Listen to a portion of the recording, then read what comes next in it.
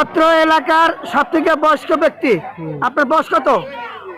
আমার বয়স আমার নাতি এটা ঠিক বেড়ে চলতে হেঁটে দেখা গেল 107 বছর। 107। এখন আপনার এই মেলায় সর্বোচ্চ পুরস্কার পাইছেন বয়স্ক ব্যক্তি হিসাবে, আপনার কেমন লাগে? আপনার এখন আনন্দ লাগে। আনন্দ তো লাগে। এইটা আরো বহু আগে আমি বলছি, বুঝছেন, যে এখানে একটা রাস্তা না হলে দোতারা পর্যন্ত ভীষণ বেকার। এই দেখো ভোট দায়ী করে, তার কাছেও আমি বলে দেই 7 বছর বয়সে এই রাস্তা হয় নাই, খালি ভোট নিয়েই যাচ্ছে মেম্বার চেয়ারম্যানরা।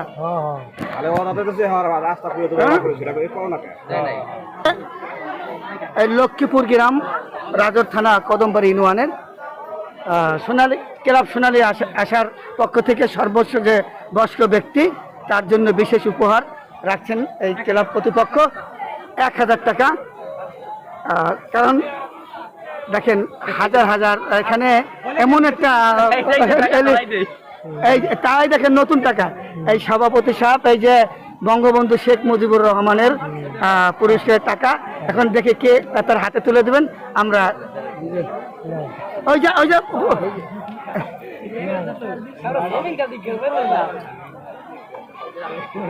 আসলে ব্যতিক্রম, আসলে এমন আমার নজরে পড়ে নাই যে বৈশাখী মেলায় যে এমন একজন বৃদ্ধ লোককে যে পুরস্কার দেয়, শুধু যাতে এই এলাকায় একটু উন্নয়ন হয়, প্রশাসনের সরকারের নজরে আসে, তার জন্য আজকে এই ধন্যবাদ জানাই ক্লাব সোনালী আশার পক্ষ থেকে যারা কমিটিতে আছেন এই সুন্দর একটা আয়োজন করার জন্য।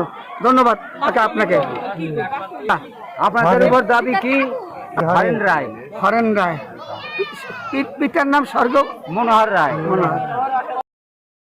দূর দূরান্ত থেকে যে সমস্ত দর্শক ভাইরা আমাদের এই মেলায় অংশগ্রহণ করেছে তাদের সবাইকে জানাই আন্তরিক শুভেচ্ছা ও অভিনন্দন। আর এলাকার উন্নয়ন এবং অবহেলিত যে সমস্ত লোকজন আছেন তাদের উন্নয়নের জন্য এই মেলার আয়োজন করেছি। তাই সকলেই আমাদের সহযোগিতা করবে যাতে আমরা সুন্দরভাবে এই এলাকার উন্নয়ন করতে পারি এবং দেশবাসীর সেবা করতে পারি এবং প্রতি বছর এই পহেলা বৈশাখ এবং সমস্ত অনুষ্ঠান উদযাপন করতে পারি। তাই আপনারা সকলেই মিলে আমাদের সার্বিক সহযোগিতা করবেন। সেই সঙ্গে যে সমস্ত সাংবাদিক ভাইরা আমাদের এই অনুষ্ঠানে অংশগ্রহণ করেছেন সবাইকে জানাই আন্তরিক শুভেচ্ছা ও অভিনন্দন। এবং অনুষ্ঠান এই দুজন সাংবাদিক ভাইয়ের মাধ্যমে সারা দেশব্যাপী তথা বিদেশেও আমাদের নিয়ে যাবে। আমাদের যে সমস্ত ভাইয়েরা প্রবাসে আছেন, বিদেশে আছেন, দূরে কর্মরত আছেন, বিভিন্ন ব্যবসা আজকে হয়তো বা তারা আমাদের মাঝে নেই, অনেকেই আসতে পারে না, দূরে বসে আজকে লাইভে দেখতে পারবেন এবং হয়তো বা বিভিন্ন টেলিভিশনের সংবাদও আমাদের এই অনুষ্ঠান প্রচার করা হবে। একটি ব্যক্তিগত এবং দৈনিক টিভি চ্যানেলে আমাদের এই অনুষ্ঠান সরাসরি সম্প্রচার সাংবাদিক ভাইদের মাধ্যমে। সুপ্রিয় দর্শক, আপনাদের সামনে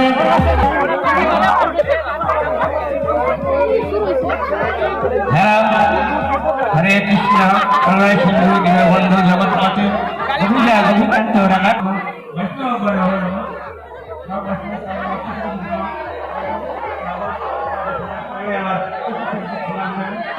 তিনজন প্রতিযোগী অংশগ্রহণ করেছে।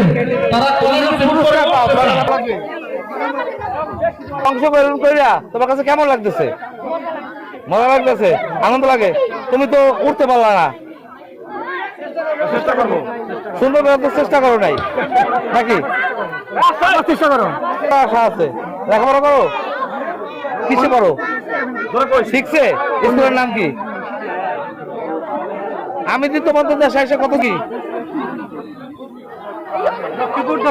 কি সরকার? উচ্চ সরকার। তুমি কি লেখাপড়া করো? স্কুলে যাও? স্কুলের নাম কি? এই যে ইসে অংশগ্রহণ করছো প্রতিযোগিতায়, তোমার কাছে ভালো লাগছে? আনন্দ লাগছে সত্যি? ওকে।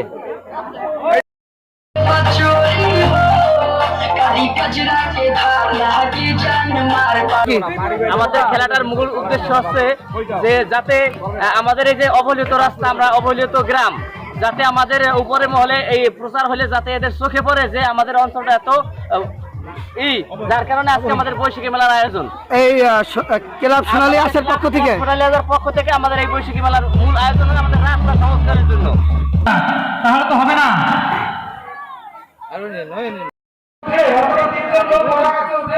তারা কি ভিডিও করবে? আকর্ষণ করছি তাদের মধ্যে 3 জন লোক আমাদের মাঝে ভিডিও ক্লিপ দেওয়ার জন্য আমরা বিনীত অনুরোধ করছি। হয়তো বা অন্যদিকে প্রেসক্রিপশন করতে পারে বা প্রেস করতে পারে, তার জন্য কলা গাছের প্রতিযোগিতার ভিডিওটা শাওন সরকার অজয় বিশ্ব আপাতত দর্শক মন্ডলী, আমরা এই মুহূর্তে আপনার নিয়ে আছি মাদারপুর জেলা অন্তর্গত রাজৌর থানার কদমবাড়ি ইউনিয়নের লক্ষ্মীপুর গ্রামে একটি ব্যতিক্রম খেলা বৈশাখী মেলায় কলা গাছ প্রতিযোগিতা। কলা গাছ চড়তে পারবে, কিন্তু কলা গাছে কিন্তু তেল মাখা হচ্ছে, খাঁটি সরষের তেল ও বীজ। দেখছেন এটা কিন্তু গিরিশ, এটা গিরিশ, এটা সয়াবিন তেল, এটা আছে গিরিশ। আর যে এই কলা গাছ দিয়ে উঠতে পারে সর্বোচ্চ যে বিজয়, তার জন্য আছে 5 লিটার সয়াবিন তেল। ইতিমধ্যে আপনাদের দেখাচ্ছে এটি মাদারীপুর